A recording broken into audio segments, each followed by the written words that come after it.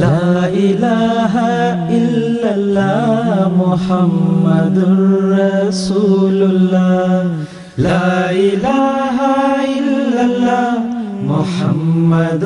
رسول اللہ لا الہ الا اللہ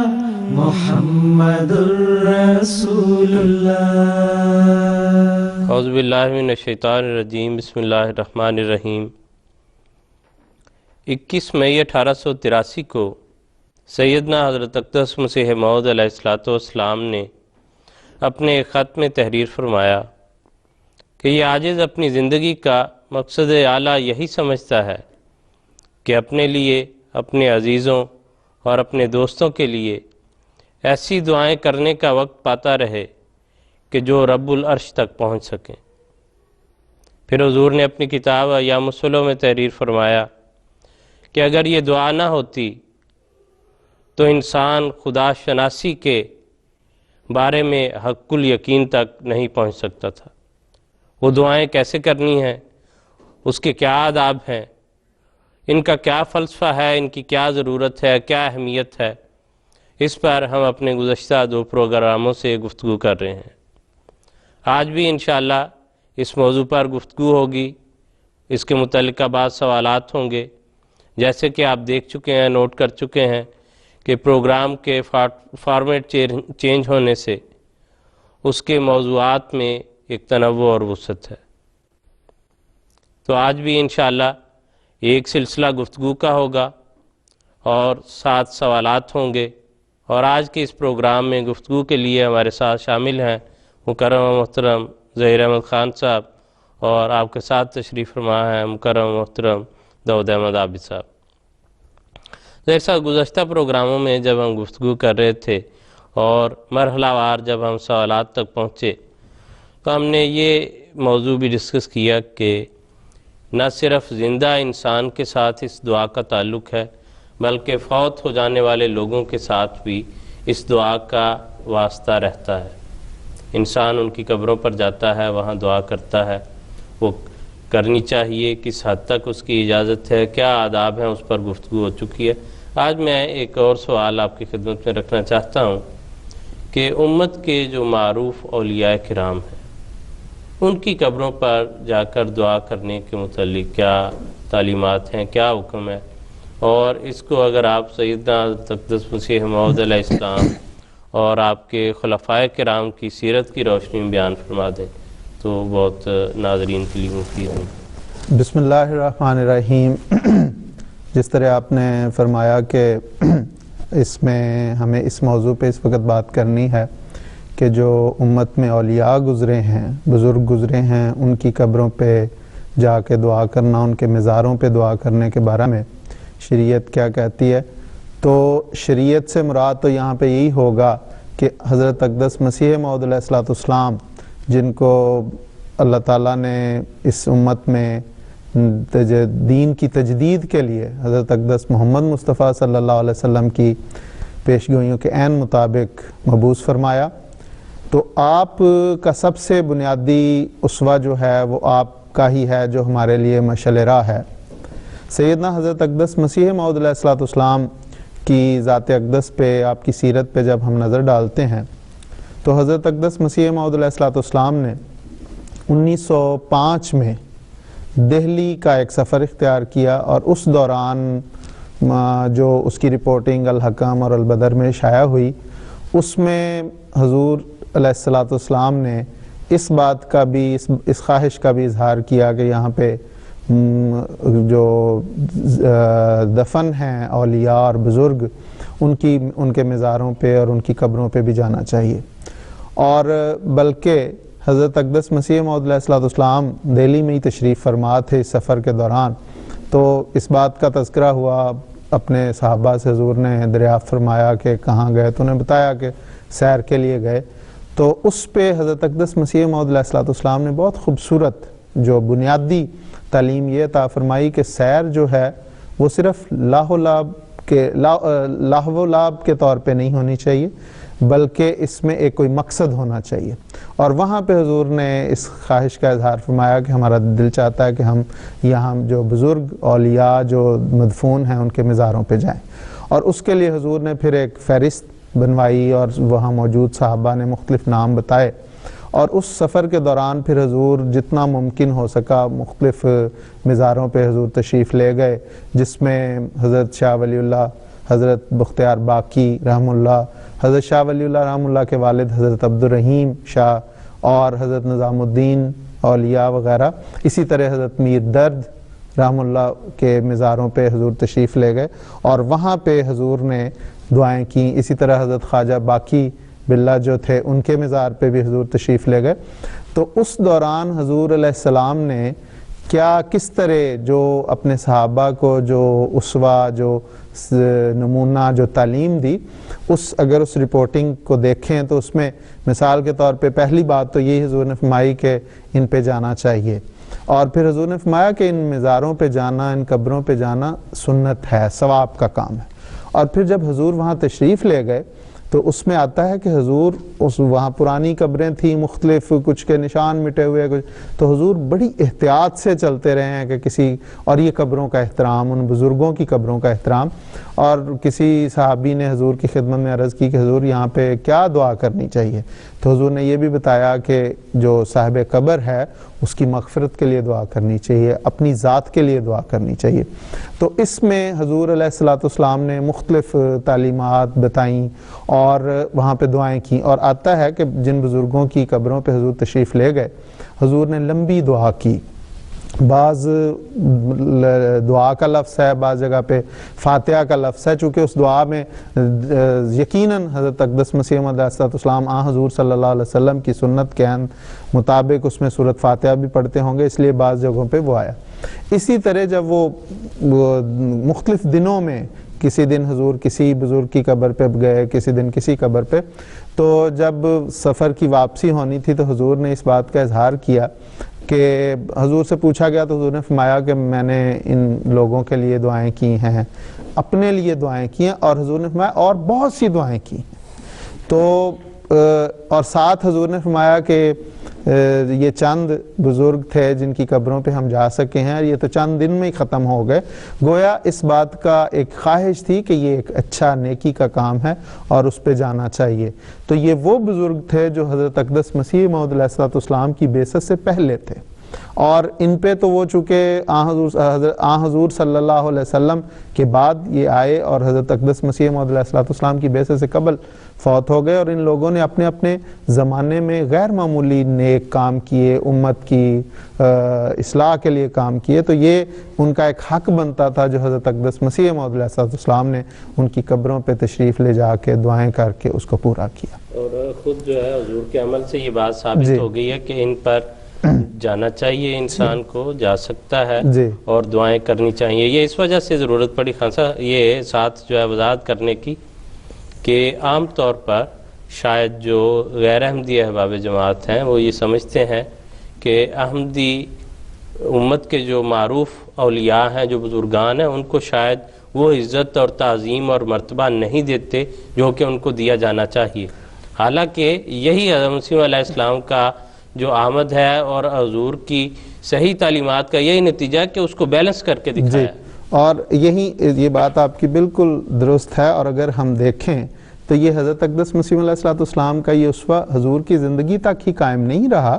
بلکہ اس کے بعد حضرت مسلم موعود رضی اللہ تعالیٰ عنہ 1938 میں جب حضور نے دہلی، آگرہ وغیرہ کا سفر اختیار کیا تو وہاں پہ حضور رضی اللہ عنہ نے مختلف بزرگوں کی قبروں پہ حضور گئے، حضرت نظام الدین اولیاء، حضرت سلیم چشتی رحم اللہ وغیرہ، ان کی قبروں پہ دعائیں کی، اور یہ وہی سفر ہے جس کے بعد حضور رضی اللہ تعالیٰ عنہ نے، حضرت مسلم اور رضی اللہ تعالیٰ عنہ نے سیر روحانی کا جو تقریروں کا ایک سلسلہ شروع ہوا، اور ایک غیر معمولی اللہ تعالیٰ نے القاء اور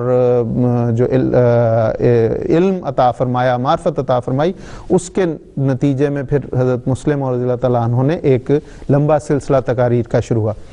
اس کے بعد پھر ہجرت ہو گئی، اور جب پہلے خلیفہ حضرت خلیفۃ مسیح رابع رحمہ اللہ 1991 میں قادیان کے دورے پہ تشریف لے گئے،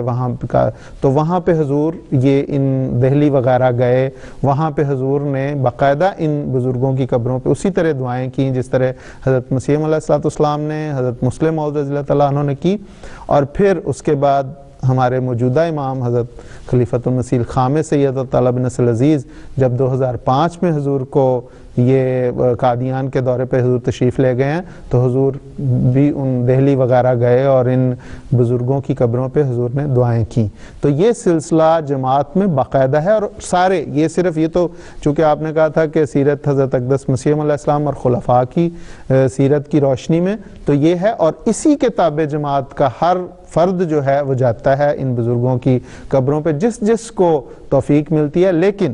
یہاں پہ یہ وضاحت جس طرح حضرت مسیح علیہ السلام نے کر دی کہ ہم ان قبر والوں سے کچھ نہیں مانگتے، کیونکہ یہ حضور صلی اللہ علیہ وسلم نے ہمیں یہ سکھایا. ہم ان کے لیے دعا کرتے ہیں اور اپنے لیے دعا خدا سے مانگتے ہیں. ہم دوسرے لوگوں کی طرح ان بزرگوں سے نہیں مانگنا شروع ہو جاتے، بلکہ ان کے لیے دعا کرتے ہیں اور اپنے لیے خدا سے دعا مانگتے ہیں. ان کی عزت اور توقیر میں اللہ تعالیٰ کے فضل سے ہمارے نزدیک کوئی کمی نہیں ہے. حقیقی طور پہ ہم یہ سمجھتے ہیں کہ وہ ملت اسلامیہ کے خدمت گزار تھے. بہت تبلیغی کام جو ہے وہ انہوں نے آ کے اس علاقے میں کیا، اور اسلام کو اس سارے خطے میں پھیلانے میں ان کا بہت اہم کردار ہے. حضرت اقدس مسیح علیہ السلام نے اس مضمون کو بیان کیا ہے. حضور نے فرمایا کہ یہ دہلی کے خاص طور پہ کہ یہ بہت سخت زمین ہے، اور ان لوگوں کا یہ معجزہ اور یہ کرامت ہے کہ ان لوگوں نے اپنے آپ کو ان سے قبول کروایا، ان سخت دل لوگوں سے اپنے آپ کو قبول کروایا. حضور نے وہاں پہ اپنی ایک خواہش کا اظہار کیا، ایک درد کا، ایک افسوس کا اظہار کیا، جس طرح قرآن کریم کہتا ہے نا لعلہ کا باخع النفس کا اللہ یکون مومنین. حضور صلی اللہ علیہ وسلم کے لیے آئے. اسی طرح حضرت مسیح علیہ السلام نے کہ یہ لوگ مجھے قبول نہیں کر رہے، ان کے بہت سخت دل ہیں. لیکن وہاں پہ حضور نے ان بزرگوں کی کرامت کا اظہار فرمایا کہ انہوں نے اپنے آپ کو ان لوگوں سے قبول کروا لیا. تو یہ آپ کی بات بالکل درست ہے. کہ اور دوسرے پہلو سے اگر ہم دیکھیں تو یہ آج کے وقت میں جو لوگ ان کی قبروں پر جا کر خلاف شریعت باتیں کر رہے ہیں تو وہ ان بزرگوں کے اوپر ظلم اور زیادتی ہے کہ جن بیچاروں نے توحید کی خاطر اپنی ساری زندگی لوٹا دی ہے، ساری عمر جو ہے اس راہ میں گزار دی ہے، ان کی مزار کو جا کر شرک کی آماجگاہ بنایا جائے تو اس سے بڑا ظلم ان بزرگوں کے ساتھ کوئی نہیں ہے. اس لیے ہم اللہ تعالیٰ کے فضل سے ان پر پورا جو ہے وہ پوری طرح سے ان کا عزت کرتے ہیں، احترام کرتے ہیں. ان کی موقع ہو تو ان کی قبر پر جانا چاہتے ہیں، جاتے ہیں اور دعائیں کرتے ہیں. لیکن وہ دعائیں ان کے لیے اور اپنے لیے اس خدا سے جو ان کا بھی اور ہمارا بھی رب ہے اس سے صرف دعائیں کرتے ہیں. صرف اس پہلو کو ناظرین کو بھی اور ہمارے تمام احمدی احباب کو بھی، اور ان پر تو اللہ تعالیٰ کے فضل سے پہلے ہی سیدنا حضرت اقدس مسیح موعود علیہ السلام کی تعلیمات کی روشنی میں اور خلفائے کرام کے مسلسل خطابات، خطبات اور وضاحتوں کی روشنی میں ایک احمدی کو تو کبھی اس بارے میں کوئی شک پیدا نہیں ہوا، بلکہ اس کی عملی تصویر یہ ہے کہ کبھی کسی احمدی نے جا کر اس زمانے کے جو نبی ہیں سیدنا حضرت اقدس مسیح موعود علیہ السلام، ان کی قبر پر بھی جا کر کبھی ایسی کوئی مشرکانہ حرکت کرنے کی کوئی میرا خیال ہے کوئی شائبہ بھی نہیں گزرتا ہوگا. تو پھر جا کے اس دور کے نبی کے متعلق اگر وہ بات نہیں آتی تو دوسرے بزرگوں یا ان کے خلفاء کے متعلق یا سلسلے کے دوسرے بزرگان کے متعلق تو سوال ہی پیدا نہیں ہوتا. اس لیے جو تعلیم، جو کام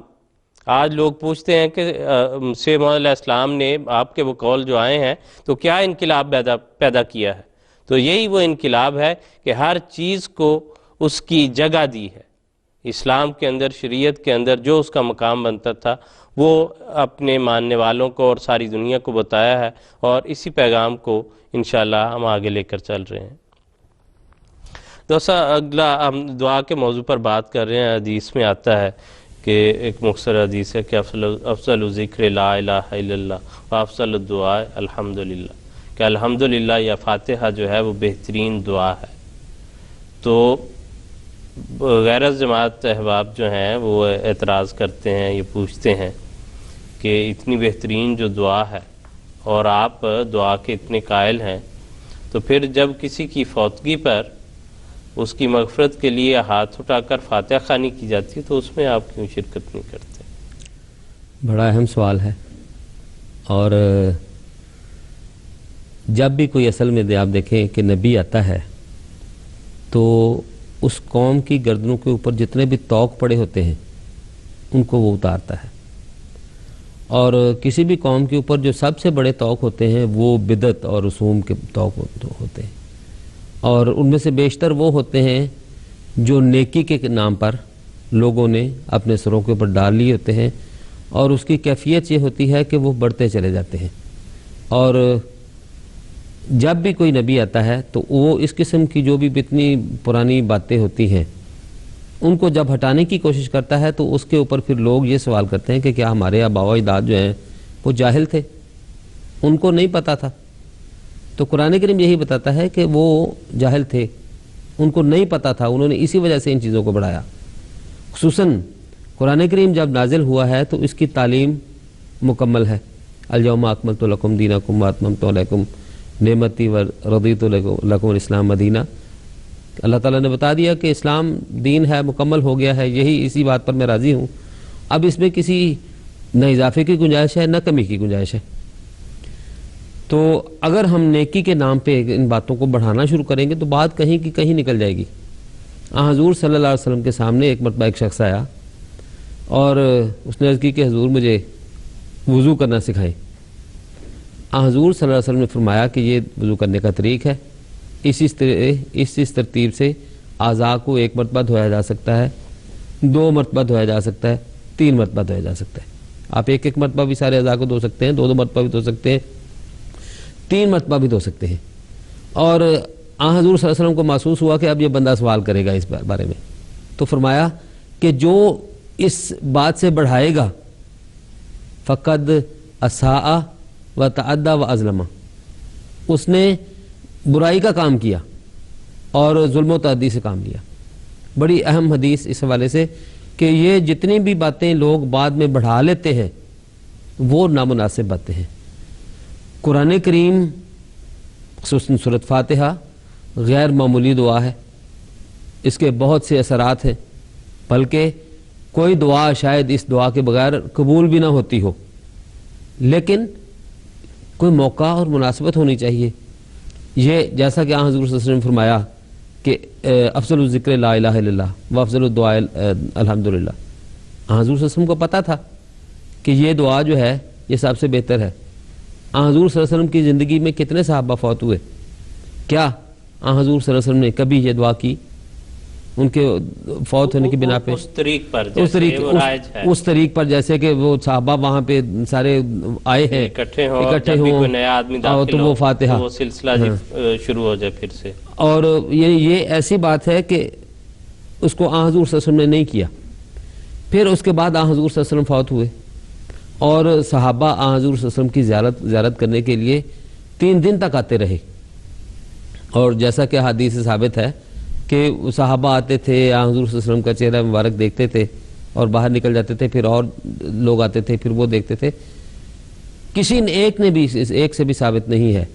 کہ کبھی انہوں نے ہاتھ اٹھا کے وہاں پہ فاتحہ پڑھی ہو۔ اور جتنے حالات حضور صلی اللہ علیہ وسلم کے محفوظ ہیں دنیا میں شاید کسی آدمی کے اس طرح محفوظ نہیں ہے۔ اگر ایسا واقعہ ہوتا تو ضرور حدیث میں وہ ذکر ملتا۔ تو اس حوالے سے یہ ایک ایسی چیز تھی کہ جو نہ حضور صلی اللہ علیہ وسلم نے کی، نہ صحابہ نے کی، اور نہ قرون اولیٰ کے مسلمانوں نے کی۔ یہ وہ بدعتیں ہیں جو نیکی کے نام پہ بعد میں شروع کی گئی ہے۔ ہم جن لوگوں نے یہ شروع کی ہیں ان کی نیکی اور تقویٰ کے اوپر شک نہیں کرتے، لیکن آج ان باتوں کو اسی طرح جاری اور رائج ایک رسم کے طور پہ کر دینا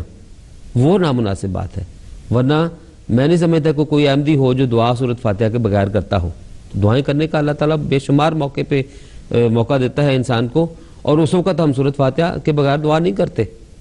لیکن وہ ایک موقع ہے، ایک مناسبت ہے جہاں جس قسم کا کام کرنا چاہیے وہ اسی قسم کا کام وہاں پہ ہوتا ہے۔ جیسے حضور صلی اللہ علیہ وسلم نے سکھایا، اصل میں شریعت تو وہ ہے جو حضور صلی اللہ علیہ وسلم لائے ہیں، اور جیسے حضور سمجھے ہیں، جیسے حضور نے عمل کیا ہے، جو سکھایا ہے اس پر عمل کرنا نیکی ہے، نہ کہ انسان اپنے خیال سے یہ سمجھے اور اس ضمن میں ایک واقعہ جو مجھے یاد ہے کہ حضرت علی رضی اللہ تعالیٰ عنہ نے ایک دفعہ پاؤں پر مسح کرنے کا طریق بتایا، اور حضور نے ساتھ یہ فرمایا حضرت علی رضی اللہ تعالیٰ عنہ نے کہ اگر میں اپنی عقل سمجھ سے کام لیتا تو میں پاؤں کا نچلی طرف سے مسح کرتا، کیونکہ اگر کوئی ممکنہ چیز لگی ہے اس کو، کوئی مٹی، کوئی گند وغیرہ، تو وہ نچلی طرف ہوگا، لیکن حضور صلی اللہ علیہ وسلم نے چونکہ یہی طریق سکھایا کہ اس کے اوپر والے حصے سے مسح کرنا ہے، اس لیے ہم اسی کے مطابق کریں گے، اپنی رائے اور اپنی جو ہے وہ فہم کے مطابق نہیں کریں گے۔ تو دین تو ایک سمپل اصول جو ہے وہ یہی ہے کہ جیسے حضور صلی اللہ علیہ وسلم نے سکھایا، ورنہ ہمیں کوئی فاتحہ سے ایسی الرجی نہیں ہے کہ کوئی ہاتھ اٹھا کے فاتحہ پڑھے۔ بلکہ میرے نزدیک تو جتنا زور حضرت مسیح موعود علیہ السلام نے سورۃ فاتحہ کی تلاوت پر دیا ہے، اور جماعت احمدیہ کی تو بنیاد ہی سورۃ فاتحہ ہے، یہ بالکل یعنی حضرت مسیح السلام فرماتے ہیں کہ جو شخص سورۃ فاتحہ نماز میں نہیں پڑھتا، خواہ امام کے پیچھے نماز پڑھ رہا ہو، امام قرات بالجہر بھی کر رہا ہو، پھر بھی سورۃ فاتحہ جو ہے اس کی تلاوت ہر شخص کے لیے دھیمی آواز میں اپنے دل میں وہ ضروری ہے۔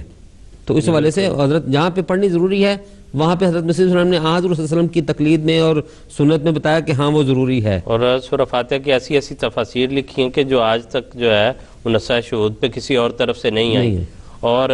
بلکہ حضور نے یہ قرار دیا کہ سارا قرآن جو ہے وہ گویا فاتحہ میں ہے،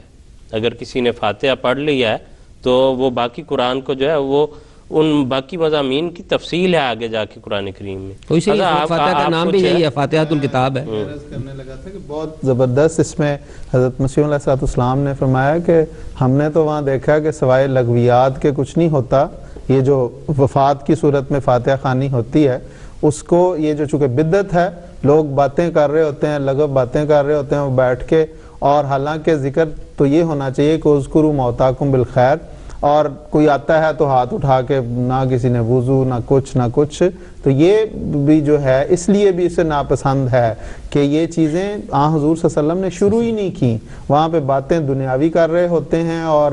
ایک رسم کے طور پہ آتا ہے اور ہاتھ اٹھا کے شروع ہو جاتا ہے، اور وہ پڑھنے والوں کی بھی وہ توجہ نہیں ہوتی، وہ ایک رسم کے طور پہ بن گیا کہ چونکہ جس نے آنا ہے اس نے یہ بات کرنی ہے، چلو جی یوں کر لو، اور یا کسی جگہ جو ہے انہوں نے وہ پیسے دے کے مولوی صاحب کو رکھا ہوتا ہے کہ وہ فاتحہ جو ہے ان کے لیے پڑھ رہے ہیں، جیسے مزاروں وغیرہ پر جاتے ہیں یا ختم پر جاتے ہیں، مزاروں پر بھی، اور وہ باقاعدہ طور پر نظر آتا ہے کہ وہ گورنر صاحب جو ہیں ان کی نظریں کسی طرف ہیں، ان کی طرف سے وہ مولوی صاحب اس قبر پہ ساری فاتحہ جو پڑھ کے ڈال دیتے ہیں۔ اور حیرت انگیز بات ہے کہ جب وہ یہ فاتحہ پڑھ رہے ہوتے ہیں تو آپ اگر اس کا دورانیہ دیکھیں تو وہ چند سیکنڈ بھی نہیں ہوتا، وہ فاتحہ اور ساتھ ہی آمین ہو جاتا ہے، اتنی دیر میں تو کوئی نہیں پڑھ سکتا۔ تو یہ بے وقری ہے نا اصل میں، تو اس کے ان چیزوں کی عزت کو کم کرنے والی ہیں، اور جب بھی انسان اصل تعلیم سے ہٹتا ہے تو اس کے نتیجے میں اپنے آپ کو بھی اور ان دینی معاملات کو بھی جو ہے وہ نقصان پہنچاتا ہے۔ اس لیے ہمارا موقع بڑا اس سلسلے میں واضح ہے کہ اگر حضور صلی اللہ علیہ وسلم نے پڑھی ہے تو ہم 1000 دفعہ پڑھنے کے لیے تیار ہیں اور ضرور پڑھیں گے، اگر آپ کے خلفائے کرام نے پڑھی ہے تو ہم ضرور پڑھیں گے، اگر صحابہ میں سے یہ معمول ملتا ہو کہ صحابہ نے یا پوری امت نے اس طرح اس کو اپنا لیا تو ہم ضرور پڑھیں گے، ہمیں اس میں کوئی ایسے مذائقے والی بات نہیں، حرج والی بات نہیں۔ حضرت مسیح موعود علیہ السلام نے اس بارے میں بڑا زبردست ایک چھوٹا سا اقتباس حضور کا بیان فرمایا کہ سوال یہ ہے کہ آیا نبی کریم صلی اللہ علیہ وسلم یا صحابہ کرام اور ائمہ اعظام میں سے کسی نے یوں کیا؟ جب نہیں کیا تو کیا ضرورت ہے خام خواہ بدعت کا دروازہ کھولنے کی؟ ہمارا مذہب تو یہی ہے کہ اس رسم کی کچھ ضرورت نہیں، ناجائز ہے۔ ٹھیک ہے، حکم عدل کے واضح الفاظ ہیں اور اسی کے مطابق جو ہے ہم سب احمدیوں کا اللہ کے فضل سے تعامل ہے، اسی وجہ سے ہم اس کو اختیار نہیں کرتے۔ خاصا اس سے ملتا جلتا ہی ایک سوال ہے تقریباً، وہ بھی دعا کے موضوع میں یوں ہے کہ اگر دعا اتنی اچھی چیز ہے کرنی چاہیے ہر وقت، جیسے ہم ذکر کر رہے ہیں اپنے پروگرام میں، تو سوال کرنے والے یہ کر سکتے ہیں، یہ کرتے ہیں کہ نماز کے بعد ہاتھ اٹھا کر دعا مانگنے کا ایک رواج ہے، آپ اس کو کیوں فالو نہیں کرتے؟ بات وہی ہے جو محترم داؤد صاحب نے بیان کیا کہ اس کی بنیاد تو وہی ہے، قرآن کریم کہتا ہے لَقَدْ كَانَ لَكُمْ فِي رَسُولِ اللَّهِ أُسْوَةٌ حَسَنَةٌ، قرآن کریم کہتا ہے کل ان کنتم تحبون اللہ فاتبعونی یحببکم اللہ، کہ تمہارے لیے بہترین اسوہ رسول اللہ صلی اللہ علیہ وسلم کی ذات ہے، جو انہوں نے کیا وہ کرو۔ اور فرمایا کہ اگر تم میری محبت حاصل کرنا چاہتے ہو، اللہ تعالیٰ کہتا ہے، تو پھر اس رسول کی اطاعت کرو، اس کی کامل پیروی کرو، تمہیں وہ مل جائے گی۔ پھر فرمایا ما آتاکم الرسول فخذوہ وما نہاکم عنہ فانتہوا، کہ جو تمہیں رسول کرنے کے لیے کہے وہ کرو، اور جس سے روکے اس سے رک جاؤ۔ یہ ہے اصل اطاعت۔ اب بات یہ ہے کہ اس میں حضور صلی اللہ علیہ وسلم سے، خلفاء سے کوئی ثابت نہیں اس طرح کہ انہوں نے نماز تو فٹافٹ پڑھ لی ہو اور بعد میں ہاتھ اٹھا کے دعا کی، بالکل ایسا نہیں۔ حضرت اقدس مسیح موعود علیہ السلام نے انہی قرآنی اصولوں پہ اپنی بنیاد رکھی، اور حضور نے فرمایا کہ میں ایک جگہ حضور فرما رہے ہیں کہ میں حدیث کی بڑی تعظیم کرتا ہوں، اور کوئی معمولی سے معمولی حدیث بھی ہو اگر وہ قرآن کے خلاف نہیں تو ضرور اس پہ عمل کرتا ہوں، اور اپنی جماعت کو بھی کہتا ہوں کریں۔ حضور فرماتے ہیں کہ نماز کے بعد جو ہاتھ اٹھا کے دعا کی جاتی ہے، کسی حدیث سے اس کا التزام ثابت نہیں۔ پھر حضور علیہ السلام نے اس کو کیوں منع کیا یا ہماری جماعت کیوں نہیں کرتی، بڑی خوبصورت حضرت صاحب نے اس کے متعلق اتنے خوبصورت الفاظوں میں اس کا جواب دیا۔ حضور فرماتے ہیں کہ یہ تو بدعت ہے، جلدی جلدی نماز ختم کر لیتے ہیں اور اس کے بعد پھر لمبی دعائیں شروع ہو جاتی۔ اور حضور نے فرمایا کہ میں نے اپنی جماعت کو یہ تلقین کی ہے، یہ نصیحت کی ہے کہ اپنی نمازوں کو سنوارو۔ اصل چیز نماز ہے، اگر اس کو تم درست کرتے ہو تو سارے کام درست ہو جاتے ہیں۔ یہ تو اسی طرح ہے نا کہ انسان کسی اپنی عرضی لے کے کسی حاکم کے دربار میں جائے اور وہاں پہ تو وہ چپ ہو کے بیٹھا رہے، جب دربار سے باہر آئے السلام علیکم کہہ کے ہم نماز ختم کرتے ہیں اور باہر وہ آ کے پھر وہ اپنی عرضی پڑھنا شروع کر دے تو اس کا کیا فائدہ؟ یہ ہے وہ بنیادی چیز۔ حضور فرماتے ہیں کہ اس بعض اوقات تو یہ ہوتا ہے، بعض مساجد میں اتنی لمبی بعد میں نماز وہ فٹافٹ پڑھ لیتے ہیں، اور بعد میں اتنی لمبی دعائیں ہاتھ اٹھا کے کرتے ہیں کہ بعض اوقات انسان آدھا میل پیدل چل کے چلا جاتا ہے، اتنی لمبی دعائیں ہوتی ہیں۔ تو کیا فائدہ؟ اصل جو چیز خدا نے اپنی قرآن میں اور اس کے رسول نے اپنی سنت اور اپنے اقوال کے ذریعے ہمیں دی، وہ یہ تھی کہ نماز کو سنوارو۔ ہر چیز کی بنیاد یہ نماز ہے۔ اگر حضور نے فرمایا قرۃ عینی فی الصلاۃ، حضور صلی اللہ علیہ وسلم نے فرمایا کہ میری تو آنکھوں کی ٹھنڈک اس نماز میں۔ حضور اور اسی طرح حضرت مسیح علیہ السلام نے فرمایا کہ مومن کو تو ہر وقت اٹھتے بیٹھتے جاگتے دعائیں کرتے رہنا چاہیے۔ دعا بری چیز نہیں ہے، لیکن وہی بات جو دوسرا نے فرمائی کہ چونکہ یہ بدعت ہے، یہ ایک نیا سلسلہ رسم شروع ہو گئی ہے جس کی وجہ سے جو اصل چیز ہے نماز جو ہے، جو مغز ہے، اس سے لوگ ہٹ گئے ہیں اور چھلکے کو کھا رہے ہیں۔ وہ اسی طرح کہ کیلے کے گدے کو نکال کے پھینک دیا جائے اور چھلکا کھا لیا جائے۔ تو یہ اس وجہ سے حضرت مسیح علیہ السلام نے اس سے منع کیا ہے۔ جی بالکل ٹھیک ہے خاصا کہ انسان اصل جو وقت تھا بات کرنے کا، بالکل وہاں تو اپنی بات پیش نہ کرے۔ اور حدیث میں یہ آتا ہے کہ انسان سب سے قریب اپنے رب کے اس وقت ہوتا ہے جب وہ سجدے میں ہوتا ہے، تو اس وقت اپنی دعائیں پیش کرے۔ انسان عاجزی اور تذلل کی انتہائی حالت میں گریہ ازاری کرتے ہوئے اللہ تعالیٰ کے حضور رکھے تو ضرور وہ پیار کی نظر جو ہے اللہ تعالیٰ کی انسان پر پڑے گی، اور پڑتی ہے کہ اللہ تعالیٰ اس کو انتہائی عاجزی کی حالت میں اس کو قبول کر لے۔ اسی میں حضور نے فرمایا اکثر الدعا، اس حالت میں کثرت سے دعائیں کرو۔ کہیں حضور نے نہیں فرمایا کہ نماز ختم کر کے دعائیں کرو۔ ایک اس بارے میں بات کرنا چاہتا ہوں، اس میں کوئی شک نہیں کہ نماز کے بعد ہاتھ اٹھا کے دعا کرنا جو ہے نہ انہوں نے کبھی نہیں کی، نہ صحابہ نے کی، ثابت نہیں ہے۔ لیکن یہ ہے کہ ہماری جماعت نماز کے بعد اگر یعنی جب دعا کا موقع ہوتا ہے تسبیحات کرتے ہیں،